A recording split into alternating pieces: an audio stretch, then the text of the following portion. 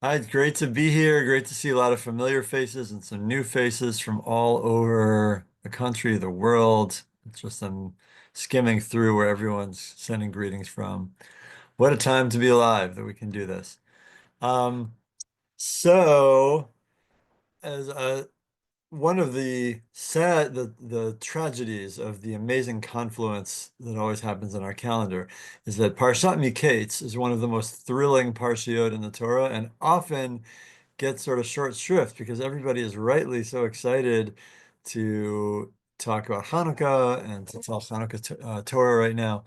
Um, so we're really going to focus on Parshat Miketz. Remember that we're reading it this week. We're in the middle of a gripping, thrilling story, and we're going to focus on one particular moment in the Parsha that has a surprising future history of halachic implications and spiritual implications for how we live our lives. So I'm going to share my screen so I can pull the document up. I believe that you do have access, but Yeah, sometimes our computers are just waking up too. yeah. I'm also going to post a link to the document in the chat so that um, if you want to um, if you want to view it in any other format, if you want to blow it up or whatever, you can do that. Here you go. Okay, I just posted the link in the chat and I'll enlarge it a little bit. It's not working. 1 second, let me just enlarge it and then reshare. There we go.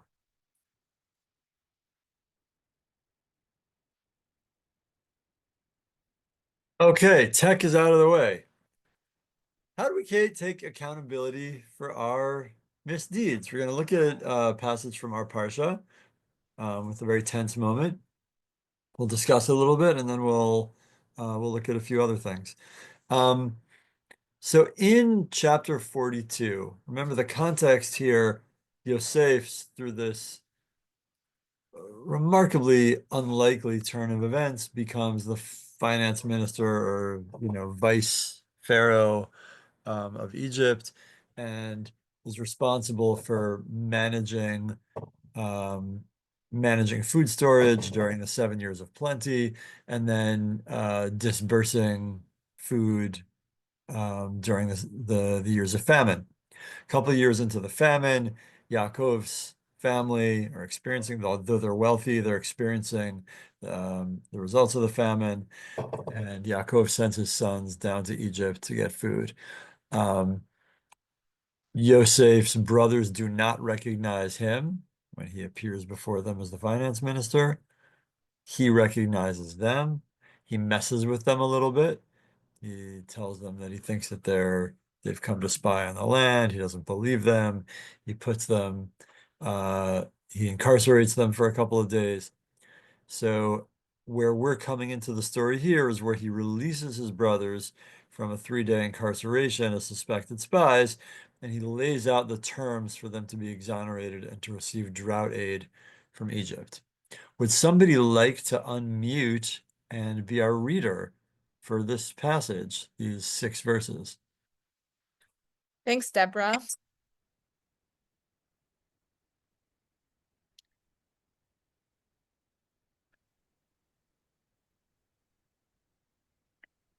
On You the are third day, Oh, great, good. okay.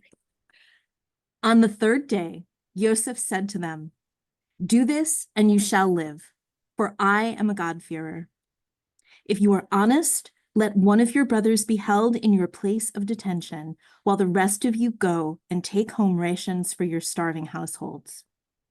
But you must bring me your youngest brother, that your words may be verified and that you may not die."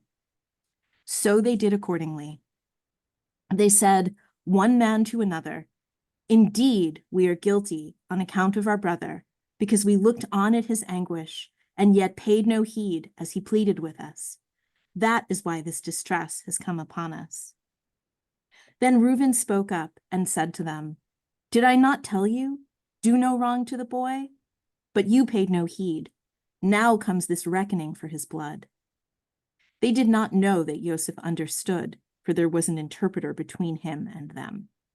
Okay, and thank you, Deborah. I somewhat arbitrarily cut off. The story doesn't end there, obviously. It's a thrilling story. Parashat Miketz, if I'm not mistaken, is the only parsha on the Torah that doesn't have any graphic breaks between sections in the whole Torah. It's just one big block, uninterrupted. Ptichot, as they're called in the world of scribal art, safrut, as if to convey in an artistic visual form that like this is just a story of unceasing action. But we're looking at this little passage here.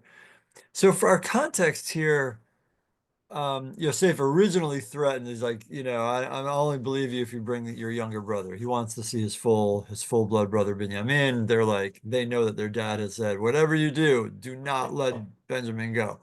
And so now the brothers are screwed. What are they going to say to their father when they get home?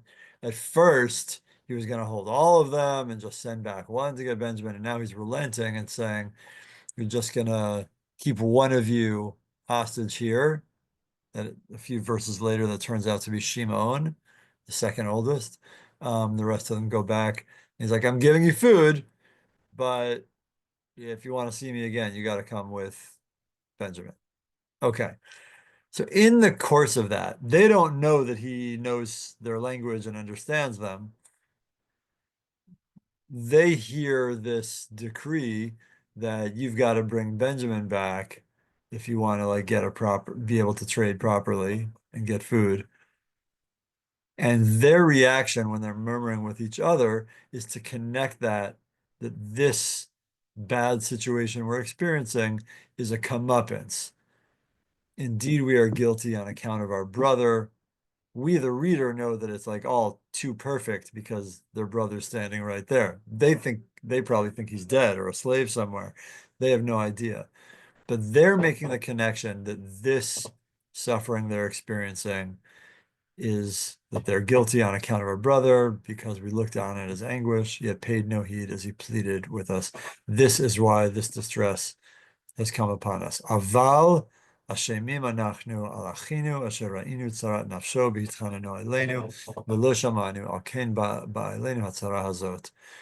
I want to pause and discuss that for a little bit. I'm going to stop the share. You can continue to look on to the text as you see fit, but I want to be able to like see the room as well.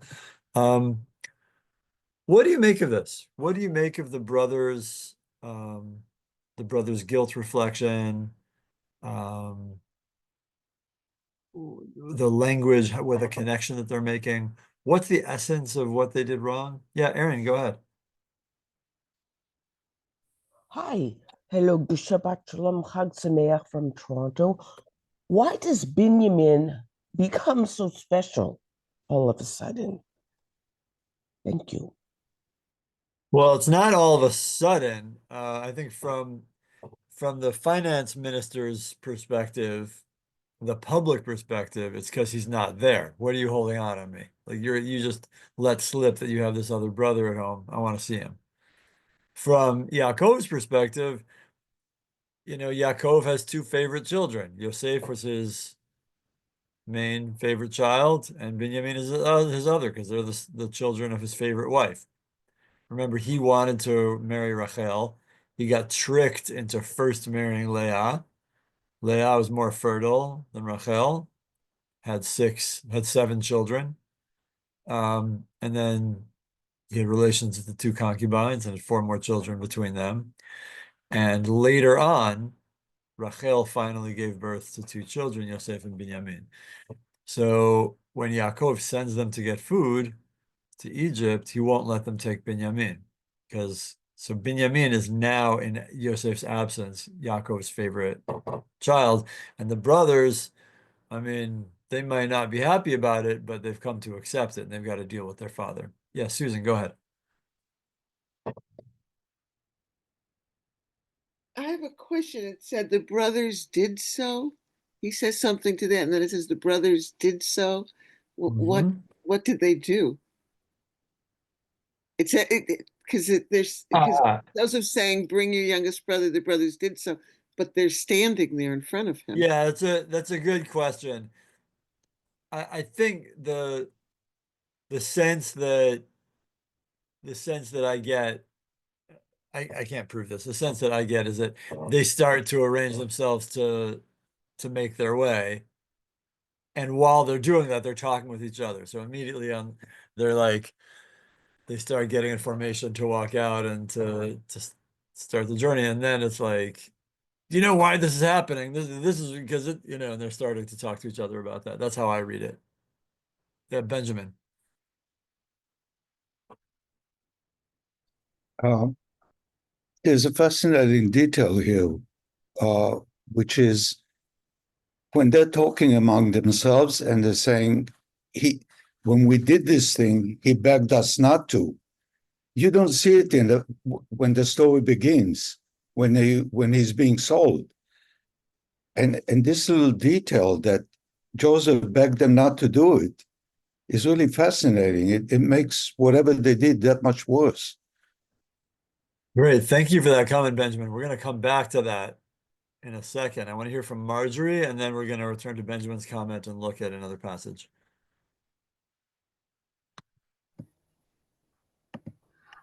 I'm just curious why Reuben is never spoken about or held up in praise for being the only one. I mean, I guess Judah said something too, but for when the brothers were throwing Joseph in the pit. Like, I know that he wasn't influential, like they didn't listen to him, but at least he said something. And it seems like it always gets passed over. Yeah, that's a great question. I think it's a topic for a different session. There is one context in which Reuven gets sort of recognized. A question comes up in the Parshanim, the Bible in the medieval commentaries, really in the Midrashim before them, as to who are the ringleaders. It says, well, we'll read this in a passage momentarily, but when it says Vayomer ish el achiv, they said, one brother to his next, one man to his brother. There's a way to read it as like all of them are murmuring with each other, but there's also a more kind of a narrower literalist way to read it, that one of the brothers spoke and says, oh, here the dreamer man's coming, let's toss him into a pit. So the Midrashim understand that, well, who must have been the ringleader? It couldn't have been Reuven or Yehudah, because we know that they tried to intervene and stop it. Reuven ineffectively, Yehudah more effectively. And seems unlikely that it would be the much younger brothers or the brothers of the concubines who had like lower social status in the face of these four much older brothers. Remember, Leah popped out four kids one after the other before she had trouble conceiving further, and after a while, then Yaakov had relations with the concubines.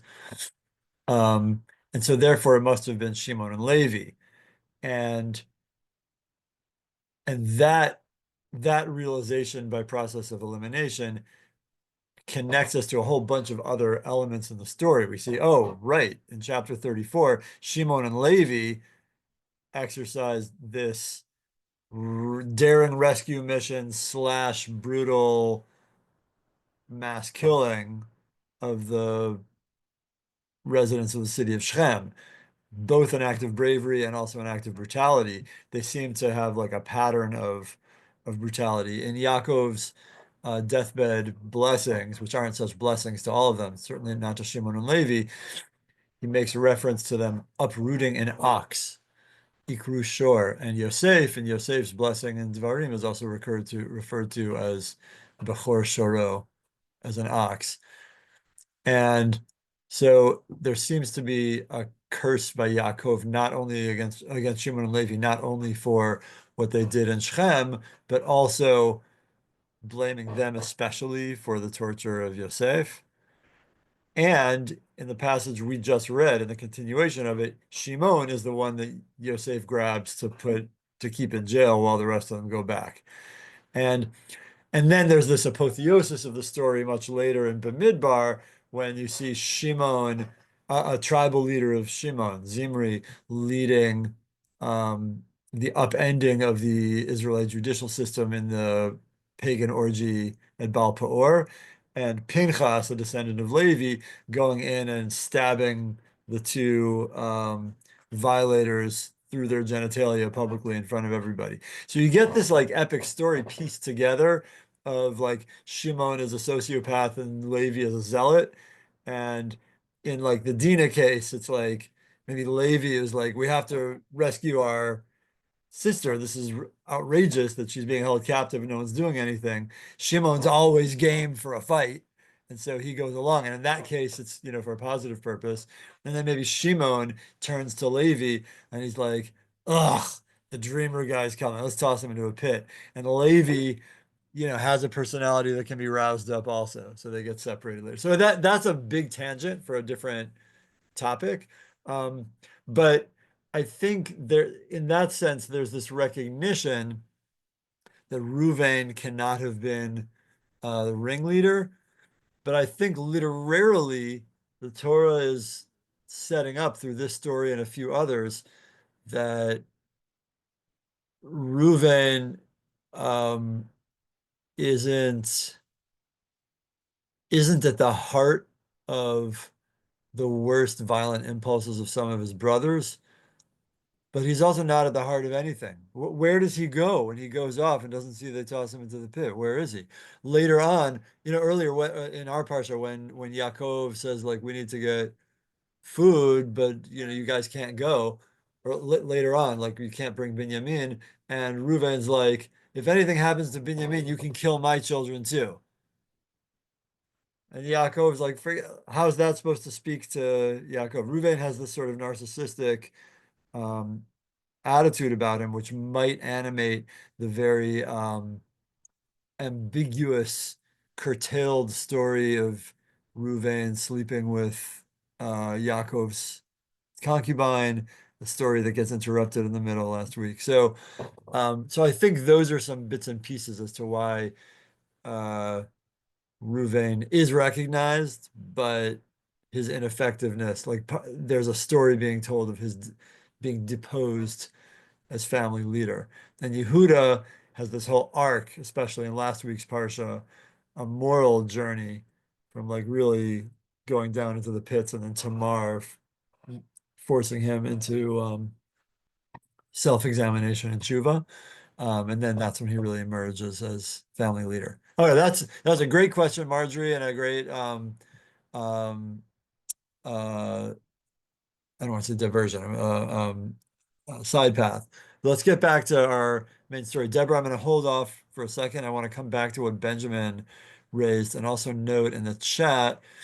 Um, uh, Neil commented they seem to be repentant about leaving him in the pit, but not about putting him there to begin with. And there's something. Okay, so let's go back to the source sheet.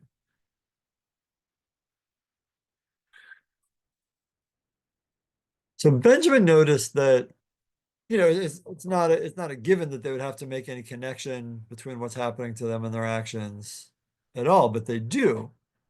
And it's striking that what they refer to is something that was absent from the text back in the original story. So let's go back and rehearse our memory back in chapter 37. So this is after Yosef has told them of his dreams and everybody's like disgusted at him. By the end, even Yaakov seems to be a little bit annoyed. But then Yaakov sends him to go check up on his brothers who are shepherding off in Shechem anyway, which we know to be a dangerous place. So they left Shechem and they're off in Dotan, and what they're doing, who knows? But Yosef finds them, and let's see what happens. Who would like to read this passage?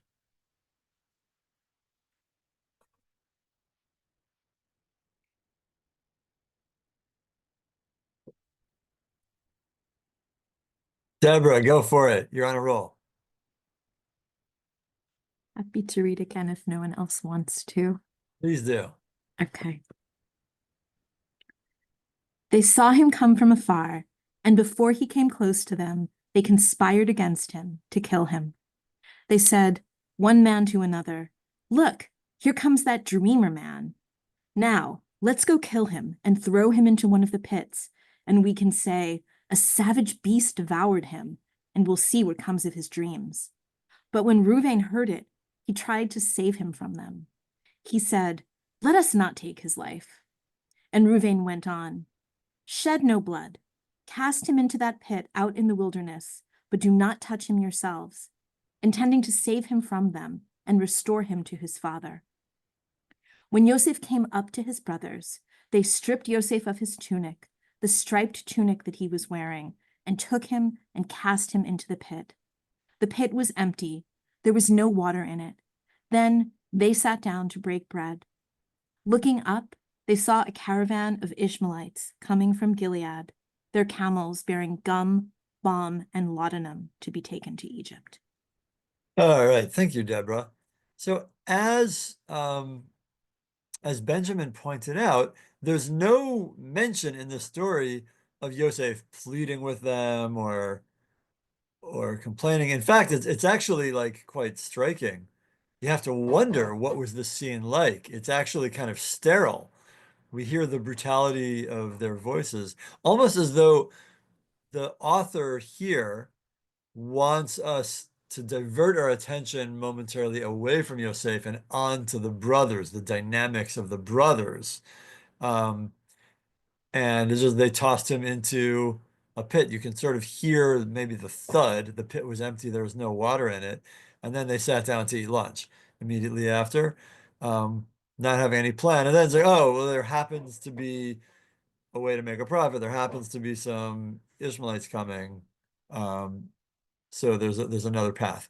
But our passage here shows something else. And I almost wonder, picking up on what Benjamin said, if the erasure in chapter 37 of any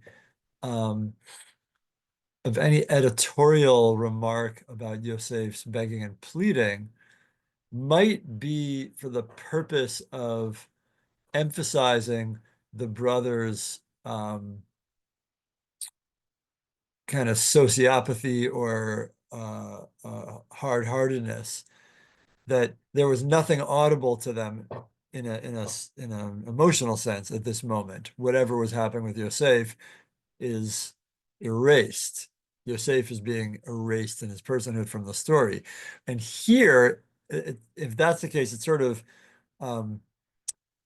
there's a literary oomph in informing us for the first time that he was pleading and begging as we would expect. And only here do the brothers kind of retroactively hear it. Indeed. Oh, oof. Now there's a kind of realization we're guilty on account of our brothers. We looked on at his anguish, yet paid no heed as he pleaded with us. Implying that actually that that closed-heartedness to pleading was even more sinful than throwing him in the pit to start with. I want to take a look at a couple of the comments, two comments of medieval Parshanim. What was really the essence of the brother's sin? So the Ramban on this passage, because we looked at his mortal anguish when he was pleading with us, the Ramban notes they considered the brothers, their cruelty as deserving of a greater punishment than the sale itself, since it was their blood brother who was begging and prostrating himself before them, and they showed no compassion. That actually looking at somebody who's in an experience of suffering and being closed to that is the more profound sin, the more profound grounds for culpability and liability. What does it take to be a person who can see a human being tortured, which is an experience we're all well aware with? We have, in the mass media age, we have the encounter of people being tortured in front of our eyes all the time. And many of them, by the United States military, or the people who, by police, like the people we employ. what does it mean to be unmoved by that? Sforno actually adds a really striking, and I think almost problematic element, not problematic in that, like problematic in the math problem sense. Like there's something really to work through and understand about what the Sforno brings up. When he was pleading with us, but we wouldn't listen, through which we were cruel against our brother, even though we considered him to be a threatening pursuer, a rodef, we should have showed compassion when he was pleading with us. And it is in accordance with the measure of our cruelty that this man, the finance minister of Egypt, is being cruel against us. Part of what happens in the story, it's like there's a desire sometimes of identifying with Yosef to appreciate a little bit of the like comeuppance, but he seems to sometimes go an extra step of enjoying torturing his brothers emotionally, which can be a little uncomfortable. Sforno brings in a fascinating element. The brothers had reason to believe that on some level Yosef was a rodef. He was a threat to them, a danger to them. Remember, he had bragged about his dream that they're all going to bow down to him. He's saying, you all are going to be my slaves.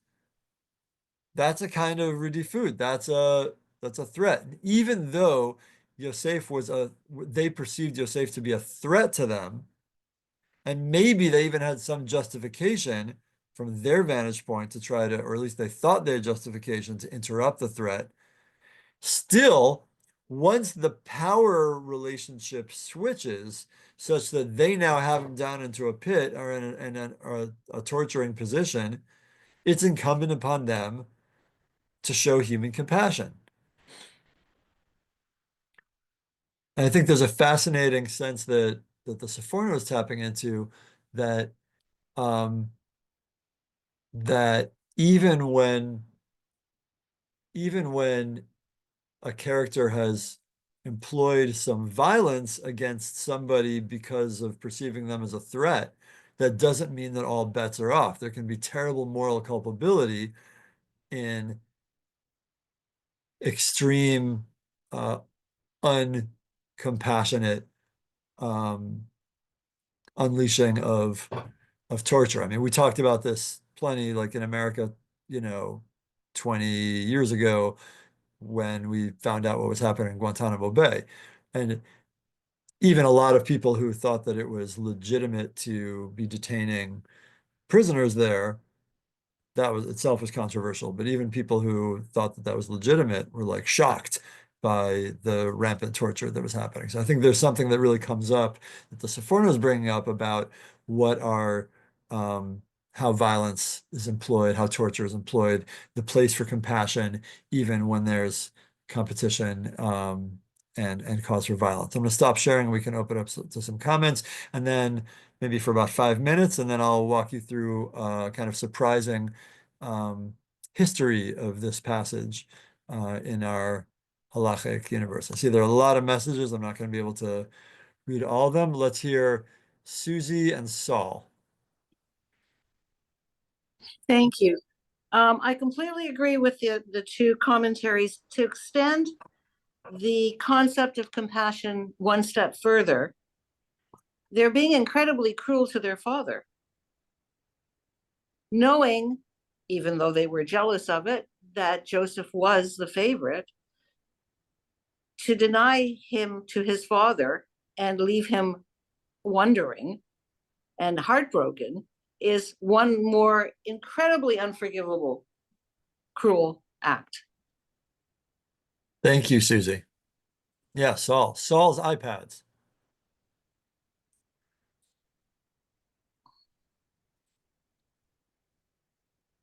Saul, are you there?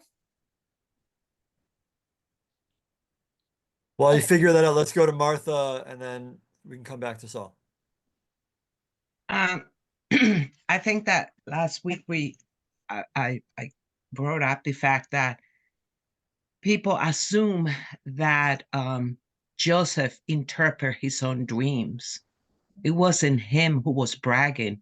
It was the brothers who interpreted the dreams. And one of the things that we discuss is in terms of when you have dreams, you share those dreams with somebody that loves you. The other thing is that the point in terms of the violence, the lack of compassion is related to the jealousy. For me, this Torah portion, the biggest sin here is the jealousy. Because when somebody's jealous, they tend to not be compassionate because they are looking for their own well-being and not the other. So for me, jealousy is the main point. And the other thing about Jacob treating Joseph and Benjamin differently, sometimes parents have to parent differently. Remember, they didn't have a mother. So Jacob was mother and father. And the older brothers should have known that it was necessary that sometimes one parents have to do the dual role of mother and father. And that's what Jacob was doing. So when we take for me, when we take this Torah portion and say, oh, you see, parents should not show preference for kids, we miss the whole point of the story. The point for me, the point of the story is that it was the jealousy of the brothers who were old enough to accept, hey, he doesn't have a brother, he doesn't have a mom, and accept him and embrace him. So for me, the biggest sin here, and for me, the moral of the story is about jealousy. Thank you. Thank you, Martha. And that's it. Thank you. I'll just notice I'm having a little point of resonance that the way you brought up the specificity of the issue of jealousy and how that adds to it. I'm noticing there's, if I'm not mistaken, cultural studies of colonialism and post-colonialism bring some of that up too, like what's going on in the erasure of like indigenous people, Native Americans in the Americas. In a lot of cases, there's an element of settler jealousy as the settler population is trying to create a mythic connection to this land that often adopts even as the indigenous people and Native Americans were killed en masse or moved en masse and erased culturally, there's also a kind of adoption of an attempt to adopt their knowledge of the land, their relationship, their history to the land. And I think there's some of that you're pointing out, Martha, going on with the brothers here, that the brothers get into a mindset of wanting to adopt Yosef's worldview kind of onto themselves, Yosef's experience, Yosef's purpose onto themselves. Saul, are you able to unmute yourself now? It may be that Saul accidentally raised his hand. Yeah. Okay. So Kathy, last comment in this section, and then we'll look at another couple of times. Kathy, we'll have you unmute, but if we could keep our comment on the shorter side so we can get to the rest of the text in time. Thank you very much. Very interesting conversation. I will keep it very brief. The only thing I want to say is there is jealousy on the part of Joseph towards his brothers. He's excluded because he's, the other child, the favorite child, but also he's jealous of them. He pokes the bear. He causes a lot of what goes on. So there is some truth in saying that he's threatening and they're trying to protect him. He is very jealous of them. Yeah. Yeah, you're giving some emotional background to this Forno's point that they weren't completely baseless in thinking that he was a threat to them. He did brag that you guys are gonna be my slaves. He didn't. So it's not exactly Rodef. Rodef is generally someone trying to kill you, but he did say, like, we're not going to be dividing things up equally. You're going to be my slaves. And even my parents are going to be my slaves, going to be bowed down to me. And that is a threat. And that doesn't mean that they were justified in their response, but there was a kind of threat. And that even in that case where somebody's threatening you, once you assert your power, there's a responsibility of compassion. Okay, so I want to look back and note, so far we're on the level of story and our mythic inheritance and our emotional, spiritual consequence of how we deal with these complex characters. And that's all great. And there's a surprising halachic future to this story too that I want to walk you through a little bit in our remaining minutes. Remember what they said. They said one man to another, indeed we are guilty. Aval ashemim anachnu. In modern Hebrew, I think already maybe in medieval Hebrew, the word aval means but. However, it changes direction. But it's in biblical Hebrew, it appears only 11 times in the Tanakh, and it always is an emphatic word in the Tanakh. The way Onkelos, the Aramaic translator, translates the word aval is always as kushta, truth, in truth. And Rashi explains on this point that what it means is a word of emphasis, indeed, or truthfully. Now, of course, a word like that is not strictly necessary. We would understand what they're saying if they said one man to another, we are guilty on account of our brother. And we see literally, there's an interesting echo of chapter 37 in that it's the same language in verse 19 of chapter 37. They said, one man to his brother, Vayomru ish el achiv. Here comes the dreamer man, let's throw him into the pit. And now they said, one man to another, Vayomru, one man to his brother, Vayomru ish el achiv. Same language. So you sort of wonder if like it's the same ringleader saying to the same main co-conspirator. Maybe Shimon is the one who voices this and others are murmuring in agreement. And that might explain why right after this passage, they don't know Yosef understands them, but right after this passage, Yosef, detains Shimon. Maybe he hears this murmuring. And he's like, oh, that's the guy. Yeah, that guy was always torturing me. Be that as it may, that's a side note. But indeed, we are guilty. What is that? So I want to just note later in the book of Vayikra, chapter 5, we get the laws governing individual atonement for sins in the Mishkan. And the Torah says, "V'nefesh ki techata." Nefesh here, I mean, medieval Hebrew, modern Hebrew, nefesh means like soul. But in the history of philosophy, the concept of a soul different from the body wasn't really alive in biblical Hebrew. Nefesh just comes from like an ancient Semitic root meaning throat, and it's a word in biblical Hebrew that just means like a person, yourself. V'initem et nafshotechem in Yom Kippur means like afflict yourselves, and it has an embodied character to it. So one who sins, and then the Torah lists several emblematic sins, which aren't the point here. Goes on for 3.5 verses. When they experience guilt, yesham, ki yesham, lechat me'ele, asham, that's the same root that we had above. The brothers say, aval ashemim anachnu, we are guilty. When you experience guilt for any of these matters, they shall confess about what they have sinned. That's a basic mitzvah in the Torah, confession, declaration of your sins. You have to verbalize it outside. And there's a long passage in the Talmud for what the liturgy should be. What's the best way to actually articulate this?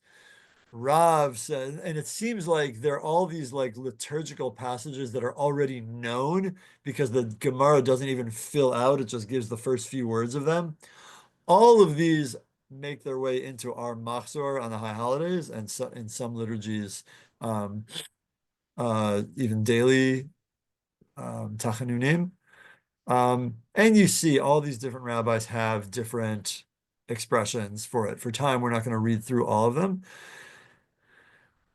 But if you go here, I'm highlighting where we are toward the bottom. Mar Zutra said, we said all of this, all these previous ones, only if one did not say the words, indeed we have sinned. Aval anachnu chatanim. However, one who said, indeed we have sinned, needs nothing further. As Ben Hamdude said, when I was standing before Shmuel and he was sitting, and when the prayer leader reached the words, indeed we have sinned, aval chatanu, aval anachnu chatanu, Shmuel stood, meaning got up. He's like, we're done. Ben Hamduni said, learn from this that that's the essence of confession.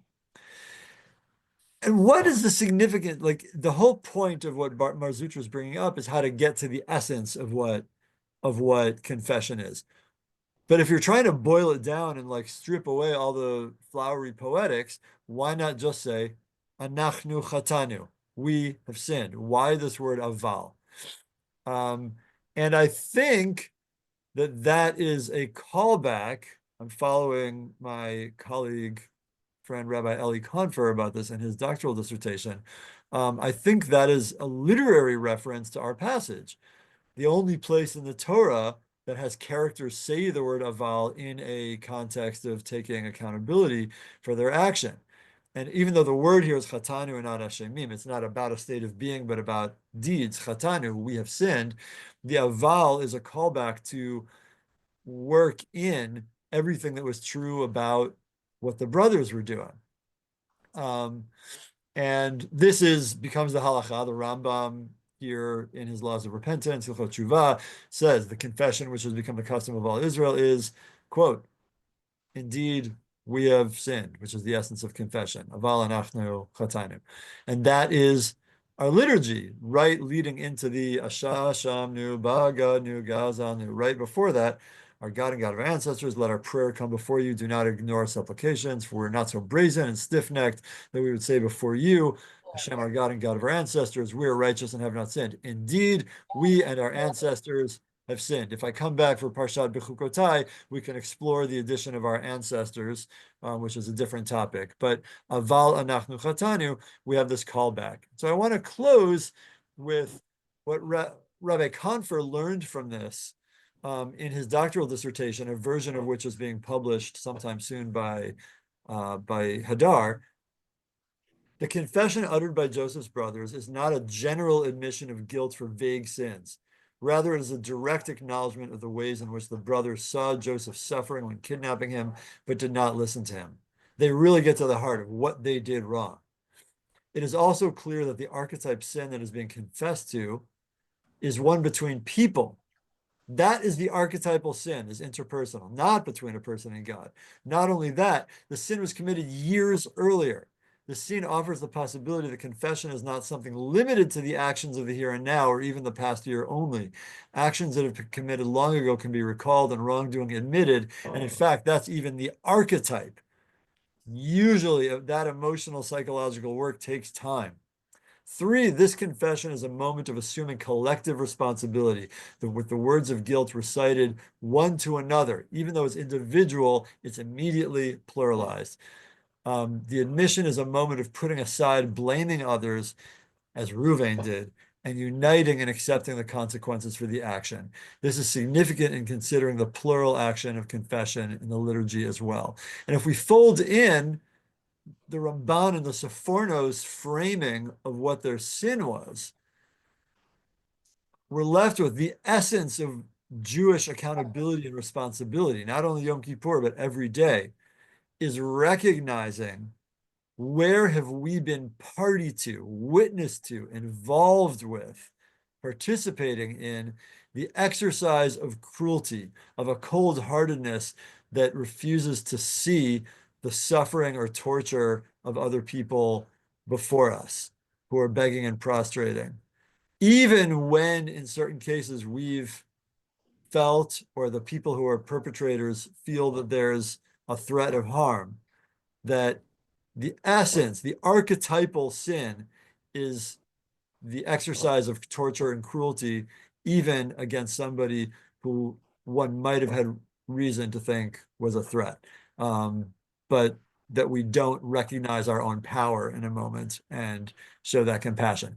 That is, Yom Kippur is all about that. Really, every day is about that. Yom Kippur is just a formal version. We have lots of flowery speech. We fill a whole day with prayer, but the essence of the vidui, which is the one commandment for that day, besides self-flagellation, is Aval anachnu chatanu. And I'll close with that and wish everybody a Shabbat Shalom and also a Chanukah Sameach. And I wish everybody the experience of making a lot out of a little and being able to recognize what are the forces of militarism and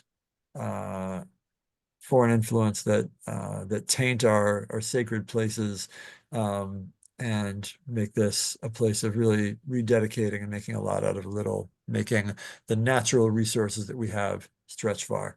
Shabbat Shalom, everybody. Thank you so much, Rabbi. I mean, before everyone logs out, I invite you to join us on Monday for a Hanukkah Hallel, excuse me. We are doing an online program about creating light and darkness. It will be a traditional liturgy, and in addition to including that in the follow-up along with our source sheet and our recording, I have included the sign up in the chat. Deborah, it is on Monday at 11 a.m. Eastern. Okay, so we hope to see you there, and if not, we hope to see you next week for Torah study. Bye, everyone. Happy end of 2024. Bye.